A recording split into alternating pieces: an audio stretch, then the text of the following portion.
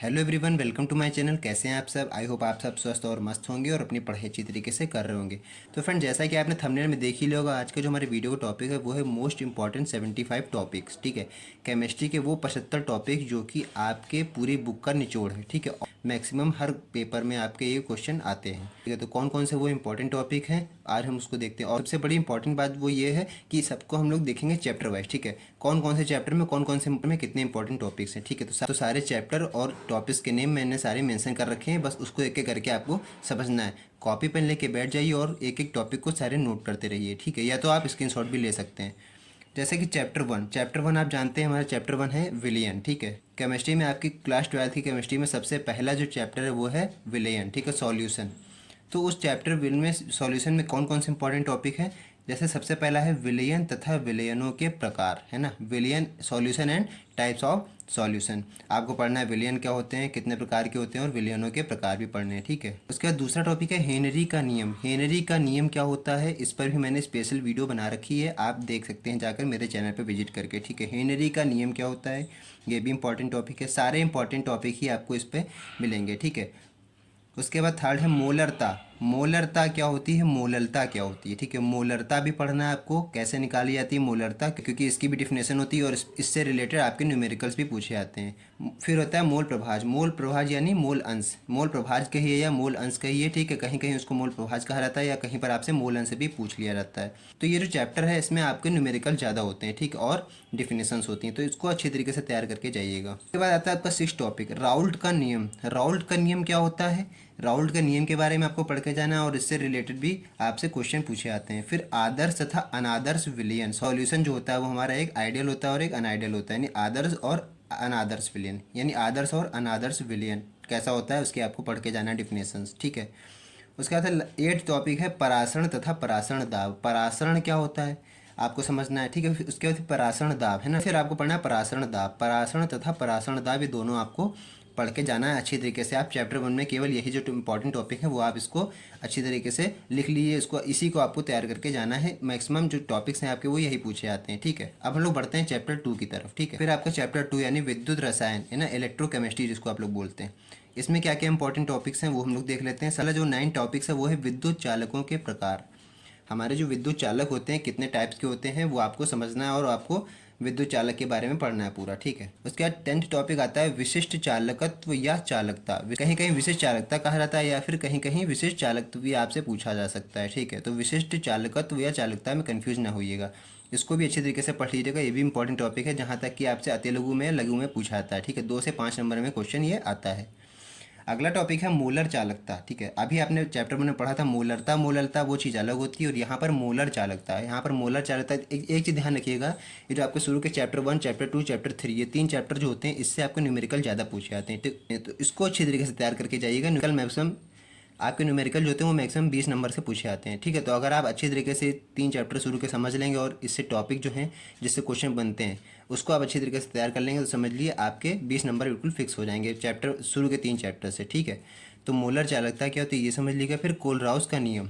Kohlrausch का नियम क्या होता है, इस पर भी मैंने सेपरेट वीडियो बनाई हुई है, आप मेरे चैनल पर जाके विजिट करके देख सकते हैं। उसके बाद है फैराडे के विद्युत अपघटन के नियम। फैराडे ने हमारे 2 नियम दिए थे। ठीक है, फैराडे ने 2 नियम दिए थे, फैराडे का प्रथम नियम, फैराडे का द्वितीय नियम।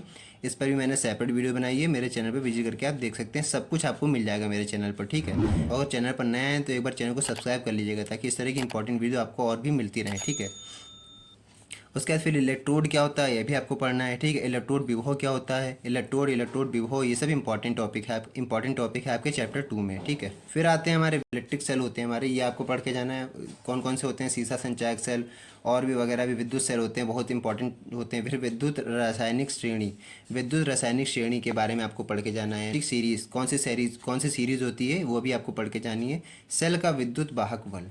सेल का विद्युत वाहक बल कैसे निकाला जाता है, सेल का विद्युत वाहक बल क्या होता है, कहाँ कहाँ उपयोग होता है, और ये भी पढ़ लीजिएगा सेल का उपयोग कहाँ कहाँ होता है। ठीक है, शायद मैंने इसमें नहीं लिखा हुआ लेकिन आप इसको पढ़ के जाइएगा। ठीक है, विद्युत रासायनिक सेल क्या होता है, श्रेणी क्या होती है और उसका कहाँ कहाँ अनुप्रयोग होता है, ये सब आपको पढ़ के जाना है।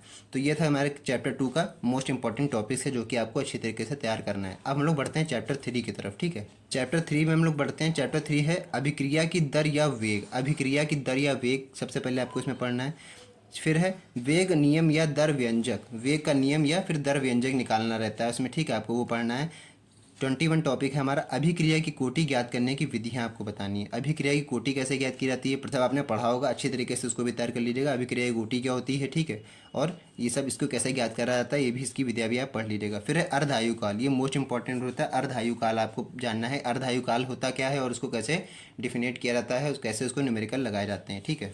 अगली हमारी है शून्य कोटि की अभिक्रिया, ठीक है। अर्धायु काल के बाद आप पढ़ेंगे शून्य कोटि की अभिक्रिया, प्रथम कोटि की अभिक्रिया, द्वितीय कोटि की अभिक्रिया, ये सब आपको पढ़ के जाना है। शून्य कोटि की क्या होती है, प्रथम कोटि की, द्वितीय कोटि की, ये सब आपको तीनों अभिक्रियाएं अच्छी तरीके से पढ़ना है और इससे रिलेटेड न्यूमेरिकल भी आपको लगाना सीखना है। कैसे आपके शून्य कोटि के कैसे अभिक्रिया के लगते हैं न्यूमेरिकल, प्रथम कोटि के और द्वितीय कोटि की अभिक्रिया के न्यूमेरिकल कैसे लगते हैं। उसके बाद अभिक्रिया की आणविकता, ये इंपॉर्टेंट है ये इंपॉर्टेंट है आपका। अभिक्रिया की आणविकता क्या होती है और कोटि क्या होती है, ठीक है। ये इससे रिलेटेड आपके क्वेश्चन बनते हैं। तो ये जो शुरू के चैप्टर 3 थे, इससे रिलेटेड ज़्यादा क्वेश्चन बनते हैं आपके, ठीक है। तो इसको अच्छी तरीके से पढ़ के जाइएगा। आई होप आपको चैप्टर 3 के सारे टॉपिक्स आपने नोट कर लिए होंगे। अब हम लोग बढ़ते हैं चैप्टर 4 की तरफ, डी ब्लॉक के तत्व, ठीक है, संक्रमण तत्व, जो कि आपके चैप्टर का नेम है, ठीक है। चैप्टर 4 में इंपॉर्टेंट ज़्यादा कुछ नहीं है, बस आपको चैप्टर 4 में डी ब्लॉक के तत्व ही आपको पढ़ने हैं केवल, ठीक है। डी ब्लॉक के तत्व या संक्रमण तत्व जिसको कहते हैं, और उससे रिलेटेड होती है लैंथेनाइड या एक्टिनाइड श्रेणी। लैंथेनाइड श्रेणी क्या होती है इसके बारे में आपको थोड़ा पढ़ के जाना है, और एक्टिनाइड श्रेणी क्या होती है इसके बारे में भी आपको जान लेना है। तो बस ये डी ब्लॉक के तत्व में आपको केवल यही पढ़ना है चैप्टर 4 में, यही इंपॉर्टेंट है, यही 2 टॉपिक से आपके क्वेश्चन बनते हैं पेपर में, ठीक है। तो इसको अच्छी तरीके से आप तैयार कर लीजिएगा। फिर अगला है चैप्टर 5, उपसह संयोजन यौगिक, जो कि आपके चैप्टर का नेम भी है और टॉपिक भी है 29, ठीक है। 29 टॉपिक भी हमारा है उपसह संयोजन यौगिक, ये भी आपको पढ़ना है। जो यौगिक होते क्या हैं, ठीक है, उपसह संयोजक यौगिकों का नामकरण कैसे किया जाता है, कैसे नामकरण हम लोग उसका करते हैं, कैसे उसका वर्गीकरण किया जाता है। वर्गीकरण भी शायद मैंने इसमें नहीं लिखा है, लेकिन आप देख लीजिएगा, ठीक है। लिगेंड क्या होते हैं, सबसे इंपॉर्टेंट टॉपिक है लिगेंड। लिगेंड भी पूछा था, पिछले साल भी आपके पेपर में आया हुआ है। लिगेंड पूछा था, मोस्टली हर पेपर में ये आपके आता है, हर साल आपसे सीरीज़ में पूछा आता है। तो लिगेंड भी पढ़ लीजिएगा। संयोजकता आबंध सिद्धांत, जिसको हम लोग इंग्लिश में कहते हैं बीबीटी, यानी valence bond theory. Valence bond theory क्या होती है, मोस्ट इंपॉर्टेंट है, 5 नंबर में मैक्सिमम पूछी जाती है। तो इसको अच्छी तरीके से बिल्कुल रट के जाना है, ठीक है, रट के जाना है, और जैसे ही पेपर में आपको दिखना है बिल्कुल सीधे वही छाप देना है, ठीक है। कहने का मतलब क्या, कोशिश आपको पूरी करनी है 70 में 70 नंबर लाने की, ठीक है। जो भी आप जितने मैं आज आपको टॉपिक बता रहा हूँ, अच्छी तरीके से इसको आप क्लियर कर लीजिएगा, अच्छी तरीके से इसको आप पढ़ लीजिएगा, बिल्कुल आपको वही छाप कर आना है, ठीक है। ये जितने भी टॉपिक हैं सब इसको एकदम रट्टू तोता बनकर जाना है, ठीक है। जितने भी टॉपिक हैं आज मैं बताऊंगा, एकदम रट्टू तोता बनकर जाना है, ठीक है। पेपर में जाके बिल्कुल सीधे बिल्कुल छाप के आना है, ठीक। तो यहाँ तो चैप्टर 5 हो गया। अब चैप्टर 5 से हम कह सकते हैं कि मेरी इनऑर्गेनिक केमिस्ट्री है वो हमारी कंप्लीट हो गई। हमारी इनऑर्गेनिक केमिस्ट्री थी उसको हमने कंप्लीट कर लिया है टॉपिक नंबर 32 तक, ठीक है। अब हम लोग बढ़ते हैं चैप्टर 6 की तरफ, ठीक है। तो चैप्टर 6 फ्रेंड क्या है, चैप्टर 6 का नेम है हैलो एल्केन हैलो एरीन, ठीक है। हैलो एल्केन तथा हैलो एरीन, ये चैप्टर 6 का हमारे नेम है, और हमारा टॉपिक नंबर है 33 हैलो एल्केन, ठीक है। हैलो एल्केन क्या होते हैं इसके बारे में आपको पढ़ना है, और हैलो एरीन क्या होते हैं। तो हैलो एल्केन, फिर 34 है हैलो एल्केनों का नामकरण क्या होता है, हैलो एल्केन का वर्गीकरण कैसे किया जाता है, नामकरण कैसे किया जाता है।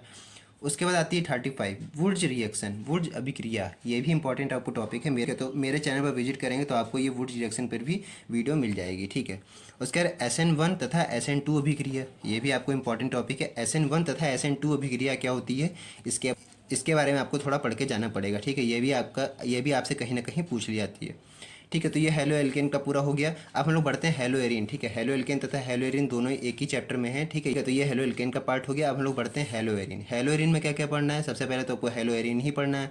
फिर जैसे हैलो एल्केन में आपने नामकरण पढ़ा था, उसी तरह हैलो एरीन में भी आपको नामकरण पढ़ना है। हैलो एरीन का नामकरण करना है, वर्गीकरण करना है, ठीक है। और उसके बाद अगला टॉपिक है क्लोरोबेंजीन। 39 टॉपिक है क्लोरोबेंजीन। क्लोरोबेंजीन में अगर हम इसका सूत्र की बात करें तो उसका सूत्र होता है C6H5Cl, ठीक है। ये क्लोरोबेंजीन होता है, इसके बारे में आपको पढ़ के जाना है। अगला है क्लोरोफॉर्म। क्लोरोफॉर्म भी इसी चैप्टर में आपको मिलेगा, हैलो एरीन में ही पढ़ना है। क्लोरोफॉर्म क्या होता है, CHCl3, ठीक है। ये भी इसका नाम होता है रासायनिक, CHCl3। फिर है क्लोरोफ्लोरोकार्बन, ठीक है। क्लोरोफ्लोरोकार्बन होता है, उसको भी आपको पढ़ के जाना है, ठीक है। तो क्लोरोबेंजीन, क्लोरोफॉर्म और क्लोरोफ्लोरोकार्बन, इन सबको आप अच्छी तरीके से तैयार करके जाइएगा। ये सब इंपॉर्टेंट टॉपिक हैं, ठीक है। इसको साथ साथ में नोट करते रहिए, ठीक है। इसको स्किप ना कीजिए, क्योंकि अगर आप इसको स्किप कर रहे हैं तो बाद में क्या होता है, बाद में सिर्फ पछताना रह जाता है। क्या होता है, काश मैंने इसको स्किप ना किया होता, मैंने इसको पढ़ लिया होता। फिर आप लोग ये एक्सक्यूज़ देते हैं अपने आप को कि काश मैंने ये पढ़ लिया होता, ये मैंने पढ़ लिया होता, काश, ठीक है। तो वो सब आपको ना करना पड़े, इसलिए पहले से ही आप इन सबको तैयार कर लीजिए, ठीक है। अब हमारा आता है चैप्टर 7। चैप्टर 7 का नेम क्या है, एल्कोहल, फिनाल और ईथर। ध्यान दीजिएगा, इसमें हमको 3 टॉपिक कवर करने। कौन सा, एल्कोहल हो गया, फिनॉल हो गया और ईथर हो गया। 3 टॉपिक हमको इसमें पढ़ने हैं इस चैप्टर में, जो कि आपके चैप्टर का नाम है एल्कोहल, फिनॉल और ईथर। तो सबसे पहले एल्कोहल की बात हो रही है तो हम लोग एल्कोहल पढ़ेंगे। एल्कोहल में क्या क्या पढ़ना है आपको, एल्कोहल का नामकरण पढ़ना है, ठीक है, एल्कोहल का वर्गीकरण कैसे किया जाता है वो सब आपको इस चैप्टर में पढ़ना है, ठीक है। ये भी मोस्ट इंपॉर्टेंट है, इन सबको आप लिखते रहिए। मोस्ट इंपॉर्टेंट क्या, पूरी बुक का आपका निचोड़ ही है ये, ठीक है। सब कुछ आपके बुक से ही मैंने सब छाट पीन के लिखा हुआ है, ठीक है। हाँ जी, तो अब आगे हम लोग बढ़ते हैं अपने टॉपिक नंबर 45 पे, ठीक है। प्राथमिक, द्वितीयक एवं तृतीयक एल्कोहल में विभेद। प्राथमिक यानी प्राइमरी, सेकेंडरी और टर्शियरी, 3 प्रकार के हमारे अल्कोहल होते हैं, उनमें हमको विभेद करना है और उनमें डिफरेंस भी पढ़ना है, ठीक है। साथ साथ में आप डिफरेंस भी और विभेद तीनों चीज़ें पढ़ लीजिएगा, ठीक है। उसके बाद 46 में एथिल एल्कोहल या एथेनॉल। एथिल अल्कोहल बोले या फिर हम एथेनॉल बोलें, ठीक है। एथेनॉल भी बोल सकते हैं आप, या फिर उसको एथिल अल्कोहल बोल सकते हैं, ठीक है। एथिल अल्कोहल या फिर एथेनॉल। एथिल अल्कोहल से क्या मतलब हो रहा है, या फिर एथेनॉल, आप जो भी आप समझ लीजिए, C2H5OH जिसको हम लोग बोलते हैं, ठीक है। ये हमारा एथिल अल्कोहल है या फिर एथेनॉल बोलिए, ठीक है, C2H5OH। इसको अच्छी तरीके से नोट कर लीजिए। फिर उसके बाद है अगला टॉपिक है फिनॉल। फिनॉल क्या होता है, ये भी आपने ज़रूर पढ़ा होगा, C6H5OH के नाम से, जिसको हम लोग, जिसका रासायनिक सूत्र है C6H5OH, ठीक है। या फिर इसको आप ऐसे भी बना सकते हैं, इसको ऐसे बनाया जाता है, ठीक है, ऐसे भी बना सकते हैं। ऊपर क्या रहेगा, ऊपर OH समूह रहता है, तो ये, ठीक है। तो ये हमारा फिनॉल है और इसका रासायनिक सूत्र है, ठीक है। इसको ऐसे भी दर्शाया जा सकता है, तो फिनॉल हो गया। आगे आपको पढ़ना है फिनॉल का वर्गीकरण, ठीक है। फिर अगला 50 टॉपिक है, ठीक। आगे आपको पढ़ना है फिनॉल का वर्गीकरण। उसके आगे आप पढ़ेंगे फिनॉल के निर्माण की विधियाँ। फिनॉल के निर्माण की विधियाँ भी आपको पढ़ना जरूरी है, फिनॉल बनाया कैसे जाता है और फिनॉल के निर्माण की विधियाँ क्या क्या हैं।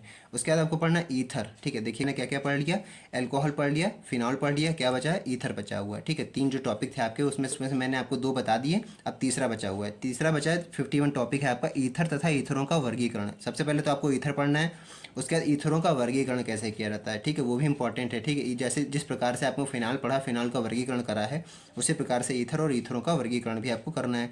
फिर है अगला है ईथनों का नामकरण। ईथनों का नामकरण भी करना जरूरी है, ठीक है। ईथर कैसे होते हैं, कौन से डाईएथिल ईथर है या एमीन है, ये सब आपको पढ़ना है, इसी में है। फिर ईथरों के निर्माण की विधियाँ, फिर कैसे बनाए जाते हैं, उनका निर्माण कैसे किया जाता है, उनकी सबकी आपको विधि पढ़नी है। अगला है डाईएथिल ईथर बनाने की विधि। डाईएथिल ईथर आपने देखा होगा, C2H5 ऐसे और ये O, ठीक, बीच में रहता है, फिर C2H5, ये हमारे डाईएथिल ईथर हैं, ठीक है। 2 ईथर लगे हैं साथ में, तो इसको हम लोग पढ़ते हैं डाईएथिल ईथर, C2H5O C2H5, ये हमारे डाईएथिल ईथर हो गए। तो ये हमारा सब कुछ था चैप्टर 7 में, एल्कोहल, फिनाल और ईथर में, ये सब आपको पढ़ना है, ठीक है। नोट करते रहिएगा साथ में, ठीक है। परेशान ना हो, ये वीडियो थोड़ी बड़ी है, लेकिन आपको सब कुछ वीडियो में मिल जाएगा, ठीक है। आई होप आपको सारे टॉपिक क्लियर हो रहे होंगे कि क्या क्या मुझे पढ़ना है, ठीक है। ये तो मेरा एक इंट्रोडक्शन वीडियो है। इस वीडियो का पर्पस मेरा केवल इतना है कि आपको पता चल पाए कि आपको कौन कौन से टॉपिक पढ़ने हैं, ठीक है। बाकी जितने भी सारे टॉपिक हैं उसके लिए मैं अलग से वीडियो बनाऊंगा, आपको चिंता करने की जरूरत नहीं है, ठीक है। ये वीडियो तो मैंने इसलिए बनाई है ताकि आपको पता चल पाए कि आपको कौन कौन से टॉपिक ज़्यादा पढ़ने हैं, ठीक है, और किस पर आपको ज़्यादा फोकस करना है। फिर अगला चैप्टर है 8, ठीक है। चैप्टर 8 का नाम क्या है, एल्डिहाइड, कीटोन और कार्बोक्सिलिक अम्ल। एल्डिहाइड, कीटोन और कार्बोक्सिलिक अम्ल, इसमें भी 3 टॉपिक आपको कवर करने हैं। सबसे पहले एल्डिहाइड, फिर कीटोन पढ़ना है और उसके बाद कार्बोक्सिलिक एसिड पढ़ना है, कार्बोक्सिलिक अम्ल। तो एल्डिहाइड में आपको पढ़ना है, एल्डिहाइड पढ़ना है। उसके बाद एल्डिहाइड एवं कीटोन का नामकरण कैसे किया जाता है, ठीक है। इन दोनों का आ गया, ठीक है। इसमें एल्डिहाइड का भी नामकरण करना है, साथ में कीटोन का भी नामकरण कर लेना है, ठीक है। दोनों टॉपिक को मैंने एक ही में लिख दिया है। उसके बाद कार्बोक्सिलिक एसिड क्या होता है, कार्बोक्सिलिक अम्ल आपको पढ़ना है। कार्बोक्सिलिक अम्लों का वर्गीकरण कैसे किया जाता है, ये भी इंपॉर्टेंट टॉपिक है। कार्बोक्सिलिक अम्ल का वर्गीकरण कैसे किया जाता है, ठीक है।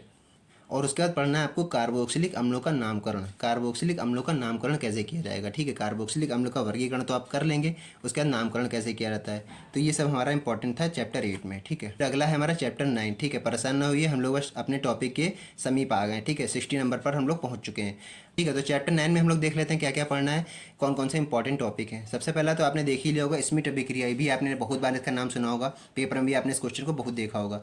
तो 60 नंबर टॉपिक है स्मिट रिएक्शन। स्मिट अभिक्रिया क्या होती है, नाइट्रो यौगिक क्या होते हैं, फॉर्मिक अम्ल क्या होता है हमारा, ठीक है, नाइट्रोबेंजीन आपको पढ़ना है। 64 नंबर है एथिलेमिन बनाने की विधि। एथिलेमिन कैसे बनाया जाता है उसकी विधि के बारे में आपको पढ़ना है। फिर डाइओजोनियम लवण, ठीक है, डाइएजोनियम लवण, डाइएजोनियम लवण कैसे बनाया जाता है उसकी बनाने की विधि भी आपको पढ़ना है। तो ये सब इंपॉर्टेंट टॉपिक है चैप्टर 9 में, ठीक, ये सब नोट कर लीजिए। बस अब हमारा लास्ट चैप्टर बचा है चैप्टर 10, ठीक है। अब हमारा लास्ट चैप्टर बचा हुआ है चैप्टर 10, जिसका नाम है जैव अणु, ठीक है। आपने देखा हो कुछ आपके चैप्टर हटे थे, तो कुछ चैप्टर हटे थे, टोटल चैप्टर आपके 10 हैं। लास्ट चैप्टर का नाम है आपके जैव अणु, ठीक है। जैव अणु में आपको क्या क्या पढ़ना है, जैसे पहला हो गया 66 नंबर है कार्बोहाइड्रेट। कार्बोहाइड्रेट क्या होता है ये, इसके बारे में आपको पढ़ना है। कार्बोहाइड्रेट, वसा वगैरह सब आपको इसमें पढ़ना है। डाइसैकेराइड क्या होता है, देखिए मोनोसैकेराइड होता है, डाइसैकेराइड होता है, पॉलीसैकेराइड होता है, ठीक है। तो आपको इसमें डाइसैकेराइड पढ़ना है, मोनोसैकेराइड ज़्यादा इंपॉर्टेंट नहीं है, जो जो सबसे ज़्यादा इंपॉर्टेंट है मैंने वही वही इसमें लिख रखा है। तो डाइसैकेराइड, पॉलीसैकेराइड, ठीक है। उसके बाद आता है सेल्यूलोज। सेलुलोज क्या होता है, ये सब आपको जैव अणु में आपको चैप्टर में मिल जाएगा, ठीक है। सेलुलोज क्या होता है, एमिनो एसिड क्या होता है, एमिनो अम्ल, प्रोटीन, ठीक है, कार्बोहाइड्रेट और प्रोटीन, ये तो आपका मोस्ट इंपॉर्टेंट है, ठीक है। कार्बोहाइड्रेट और प्रोटीन, बाकी ये सब तो इसके आपको अंदर मिल ही जाएगा, ठीक है। जो मेन टॉपिक है वो है आपको कार्बोहाइड्रेट, प्रोटीन, बाकी तो अंदर के हैं, ये भी सब इंपॉर्टेंट है, पढ़ सबको लीजिएगा, स्किप किसी को ना कीजिएगा, ठीक है। प्रोटीन हो गया, डीएनए तथा आरएनए, ठीक है, जो कि ये जान है, इस चैप्टर की जान है डीएनए तथा आरएनए। डीएनए का, ठीक है, डीएनए का मतलब डीऑक्सी राइबो न्यूक्लिक एसिड तथा आरएनए का फुल फॉर्म क्या होता है, राइबोज न्यूक्लिक एसिड, ठीक है। तो ये डीएनए और आरएनए दो हो गए। उसके बाद एंजाइम क्या होते हैं, विटामिन्स, ठीक है। विटामिन्स के बारे में आपकी पूरी पूरी थ्योरी आती है, 5 नंबर की आपके शॉर्ट नोट्स में दिखेगा आपको, ठीक है। ये आपको पेपर में जरूर दिखेगा, विटामिन्स के बारे में शॉर्ट थ्योरी लिखिए, ठीक है। या फिर प्रोटीन के बारे में बताइए, या कार्बोहाइड्रेट के बारे में बताइए, ठीक है।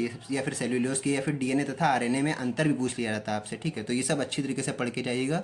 और लास्ट टॉपिक है 75, जिसका आप लोग बहुत देर से इंतजार कर रहे थे। लास्ट टॉपिक है हमारा, इसके बाद वीडियो कंप्लीट हो गई है। DNA fingerprinting. डीएनए फिंगरप्रिंटिंग ये ऐसा एक टॉपिक है जो कि स्पेशल आपसे पूछा था केवल 5 नंबर में, ठीक है। उसका फिंगरप्रिंटिंग बनानी रहती है आपको केवल, और कुछ नहीं करना होता, उसके बारे में थोड़ी थ्योरी बतानी रहती है। तो डीएनए का फिंगरप्रिंटिंग क्या होता है वो आपको बताना है, ठीक है।